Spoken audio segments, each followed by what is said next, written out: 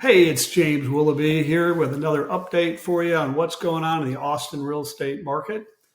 I'm showing you at total active listings. This week it's remained pretty flat, and that's due to the fact that we are chewing up as much inventory as we're putting out there. So we'll show you the numbers here in a minute. This is my favorite graph, as you probably already know.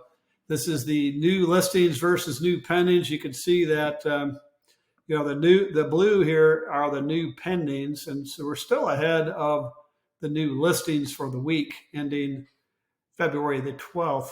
So there's still a gap there. So the inventory continues to stay in a downward position, which I think is great. And the other notable things are, at the end of last month, we had fewer failed listings. So, but we did have some people jump off the market. So 250 people last week, or a little bit more than that. And so it goes to show that the market is getting healthier. And then weeks of inventory. This is what most people are talking about. Like, hey, what's going on with weeks of inventory? And you can see here that, remember the ice storm brought it up. That was the ice storm, because despite the fact that we still sold more homes than we listed that week, we're looking at the amount of absorption per week against what we currently have on the market. So they had a little bump up and then a bump down. So that brings us under 10 weeks of inventory. So that's positive news as well. So the message that I'm telling both buyers and sellers is to really watch the market carefully.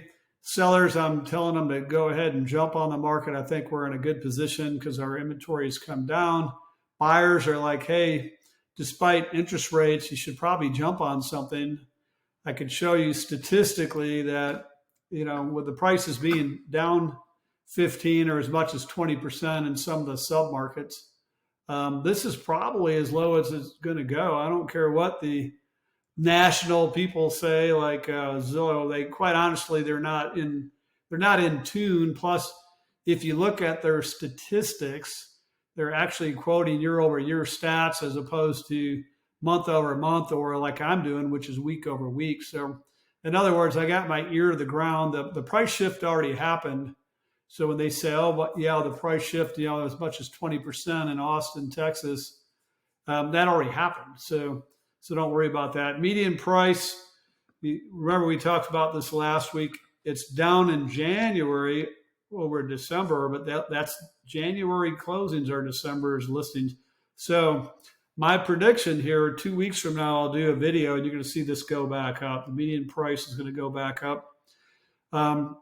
One last statistic that I would like to share with you is our pricing strategy is actually causing us to get more money than what we're asking. And so of the homes that we're using our new program on for sellers, we're seeing the minimum of $5,000 over full price to as much as $45,000 over full price. So I recently did the statistics and compared it to the Austin market median price as a whole.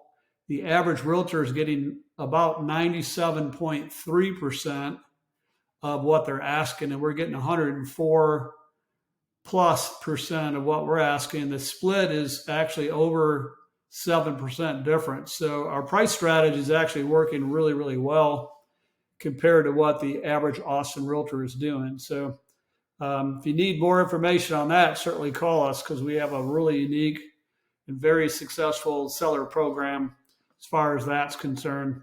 Until next week, we will be selling some homes, and we'll get back to you again. Any questions in the meantime, let us know. Thanks so much.